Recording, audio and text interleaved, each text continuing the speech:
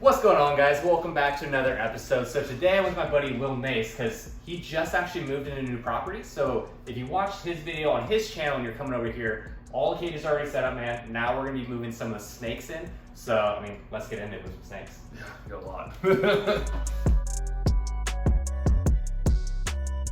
All right, guys. So what we're gonna be taking out now is actually Will Nace's baby king cobra. So like King Cobra that I have, he's a Malaysian, right? We named him King Cobra. That's so cool. That's a good idea. So he's got him packed up in a bag. So basically, a lot of people will keep him venomous. The most common time to get bit is when you are actually transporting, packing, or unpacking, especially in a cloth bag. Because just because you can't see the snake and they can't see you, they can still bite you. So Will, kind of what we're doing here is we're pinning down the bag so that way he can't get back on you. So for the people that don't know. Yeah, so he's just pinning it back. It works really well, especially with the pit vipers, because they can still see your heat from your hand through the bag. Not as well as they could if there wasn't a bag, but it still works as an extra safety measure. Yeah, so let's take a look at your baby king here. Hey, I haven't seen him in a few months. Yeah, he's... Oh, you're still grumpy.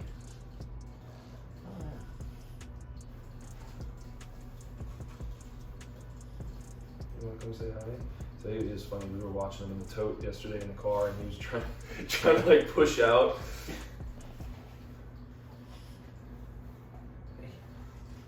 Hey, come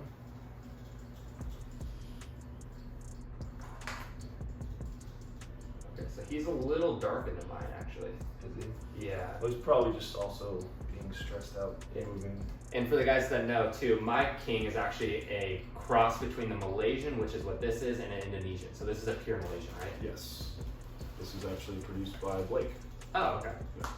So one of the things you can see, guys, is with king cobras, they're such a visual animal that Will's actually keeping his attention, and you can't see it on camera, but I can see it. His eyes are focused on Will. So a big benefit with working with king cobras, if you can keep their attention on you, they're a little bit more manageable to work with than say like a rattlesnake that can be a little bit more sporadic.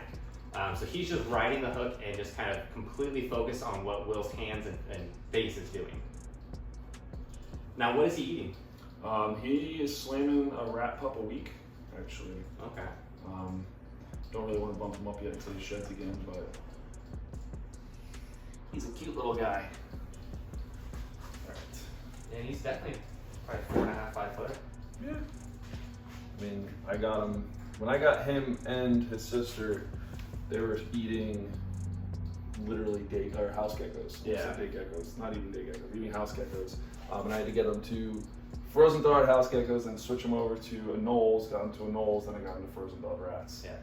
So it was a nice process, but man, when he ate a rat the first time, I was jumping up for joy. I was like, yes! It's definitely a great feeling because for the people that follow our channel too, it's like with my baby king cobras are in the wild snake eaters. They eat like reptiles and stuff like that. So switching them over to rodents, which is a lot easier for us to do in captivity, isn't necessarily the easiest process. I mean, you guys saw I had to wrap rodents in snake skin just to get mine to eat it from the get-go, but I mean, it doesn't matter how you get there as long as they're eating rodents. I didn't actually have to do that, thank God. Yeah. But let's see what the next snakes are, and we'll keep you guys going with some venomous. Oh, we already have the next snake. Okay, Yeah. What is it? That's my big Gabby. Ah, sweet. So actually, I don't have one of these yet, but this is West Africa. Oh, right? you don't? No. Big Gabby. So We need to get you a big Kaboom Viper. I do need one. They are my favorite venomous snake, and I still don't have one. You don't have a Gabby. I don't. I just got an East African Kaboom Viper though, but it's not going to be here for 3 weeks. That's weird. For 3 weeks. That's just what I wanted. Oh.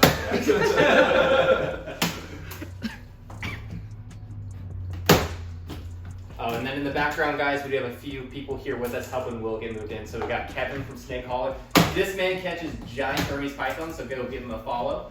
Then we got Jeremy from Nerd. And then we got Summer, which is Will's wife. And Julia holding the camera from Snake. Hi, Julia! Now, is she in a bag or is she free? She's free. I did not, because she's so big. And because that's like literally my baby, I did not want to put her in a bag and risk anything happening, so she's free in there. So like you've seen, guys, when we deal with crocodiles, communication is key. Kind of just figure out what the situation is, because you don't want to kind of get into a bad situation where like, I thought it was bagged up and just grab it open. You don't want to do that. Yeah. So what I like to do is you get one side of the tub open, and then you use a hook just in case, and yeah, she's facing me right now, so. How's her temperament? I mean, she's a sweetheart with me. I've Until never really she's not. had a problem. Yeah. Okay. So as you can see, she's trying to come out because usually when you move snakes, they're in a whole new environment. They're like, hey, why am I in this tub? Why am I not in my cage? Why was I moving around?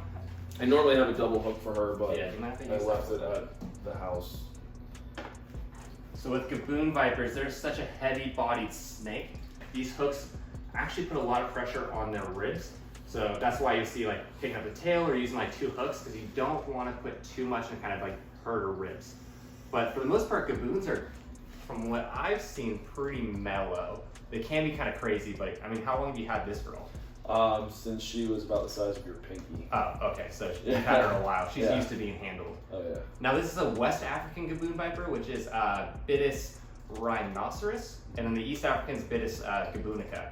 The way you can tell them apart is if you look at her face, right behind her eyes, for the West Africans, that black spot you're seeing right behind the eyes will be solid. For the East Africans, there'll actually be a line straight through it. So it's pretty easy to tell them apart once you know what you're looking for. But yeah, we'll get her put back away and we'll move on to the next one.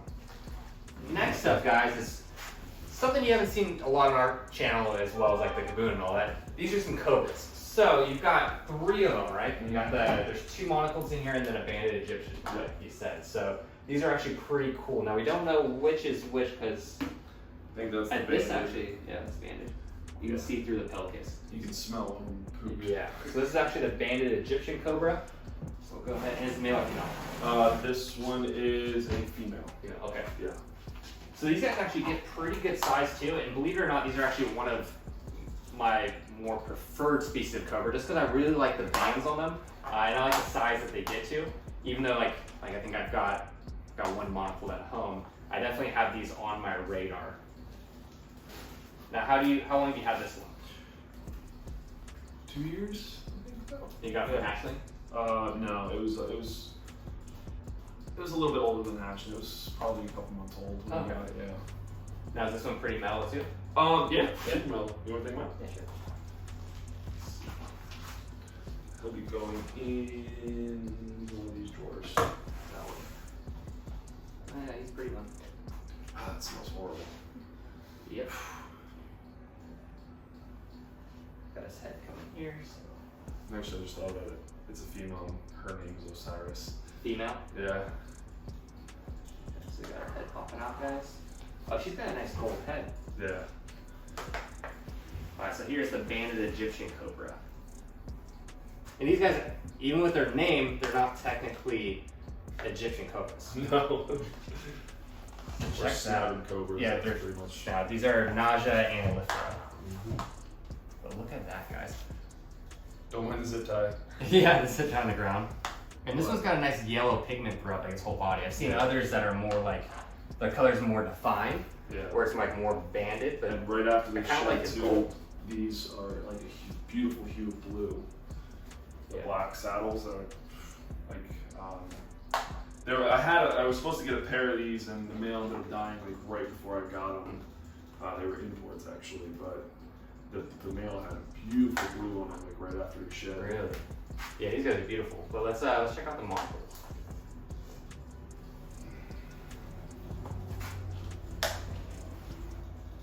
Here she is. She's good size. Yeah. Yeah, she's beautiful, man. And if you guys can tell, so see right here, this circle, that's actually why they're called a monocle cobra. Now, my Sioux fan doesn't have that, as you guys see, but she's got a beautiful monocle right on her hood. And you produce these, right? No, But you produce babies from them. I produce babies from them. I have in the past 2 years because nobody really wants cobras right now, but I was gonna try this year, and then we found out about moving, and I was like, Yeah. You don't want to lose eggs and Yeah. babies and deal with all that. Yeah. All right. Well, Just the as male. bad. This is gonna be the male. Yeah. Oh, yeah. That was a white bag, now it's more of a yellow bag. Oh, the whole bag is yellow. Yeah. Lovely.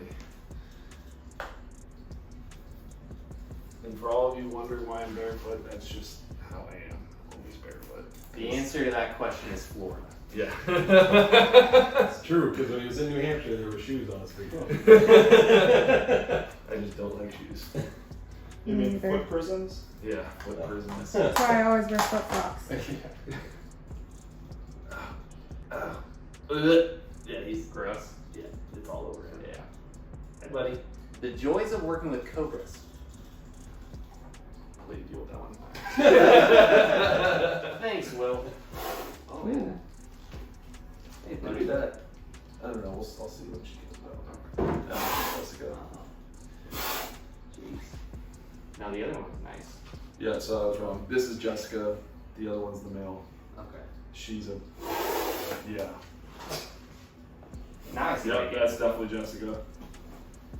What's your favorite Cobra? There Yeah, that's the. I know that is the male. He's just in a bad mood. He's just in today. a bad mood. Usually he's Yeah. pretty good. So the male is het sunset, so he's got the brighter hood. Okay. Like you see how more orange his Now, hood is? Yeah. What is sunset? Because all these people aren't gonna know. What's the best way to Is it like describe it? hypo? Not a gene. Yeah, I mean, it's a morph. For morph, yeah. So ball pythons, you know, there's hundreds and thousands of different morphs and combinations and stuff like that. So monocle cobras are like the ball pythons for elapids. You can have, there's multiple different morphs you can have, same as like the western diamondback rattlesnakes. You have so many different morphs. They have scaleless now, so it's just, I guess, a type of morph. Yeah. Does it just make them more like yellow or hypo? This is the sunset. Yeah. Like almost like a pastel. Yeah, pretty much. Like you see the difference. She's more solid, like almost white, where he's got that beautiful orange color to his hood. Yeah. His stands out a lot more. And one thing that if you've never handled a cobra, guys, they actually have a pointy tip at the very tip of their tail. And what he's doing now is poking me with it because he wants me to let him go. But won't bother him too much. He's all huffy and puffy, but he seems to be mellowing out nowadays, kind of out of the bag. Now look at how beautiful this snake is, guys. Now I've got the western Diamondbacks, but mine's albino, so you can see a lot of differences in these guys. And actually, eastern Diamondbacks are the largest of the rattlesnakes. I mean, these can get, I've heard rumors of up to 8 foot. I mean, have you seen one that big? I think the biggest I've seen is like 7. You can online. You can find pictures of like, you know, black and white pictures from way back when that you know, people are holding these rattlesnakes up in trees and they're like 9 foot long. Yeah. The biggest one on record recently, I think, was like 8'4" or something like that. That's a giant snake. Yeah, they get huge. They eat rabbits, so they eat enough of them, they get pretty big. And as you can see, guys, as she comes out, she's more just defensive. As you can see, she's kind of locking on me a little bit, but all she wants to do is get away. She's not being aggressive or anything like that. I mean, I just pulled her out of a pillowcase for God's sakes. I mean, she's just like, what is going on? This isn't my room. This isn't my cage. I don't know why you moved me for the last day in a box. So she's just kind of getting used to things. But I mean, this is actually a beautiful snake. And as you can see, for those people that are maybe scared of rattlesnakes or anything, she's not trying to attack me either. That's a common misconception and thing I hear a lot is people always say, well, like, I had a rattlesnake on my property and it chased me down or something like that. I mean, all she wants to do is kind of check out the situation and get away, just not be bothered. If you have snakes on your property, that means you have rodents on your property, and that's what they're there for. And how many of these do you have? 3. 3? Yeah. So I assume it's you 1 male, 2 females? Yes. The other female is a het albino. Oh. Now albinos of these are actually very beautiful. They have more like a lavender color than like the western Diamondbacks. Yeah. Well, let's get her in there and then. So right in there.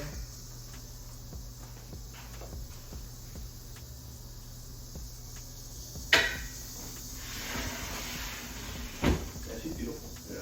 Normally, I mean, you've seen it beforehand. Normally, I have lights in my enclosures. They're all lit up. Makes filming a lot easier. Yeah. Being able to see the animals a lot easier.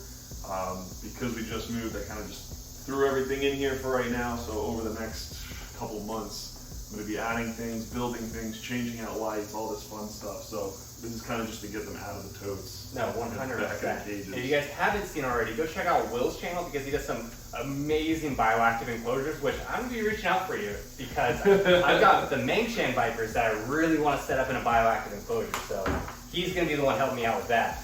But if you like today's video, make sure to like, comment, subscribe. Also check out Will's channel. I'll have the link in the bio below. And then we'll see you next time, guys. Bye.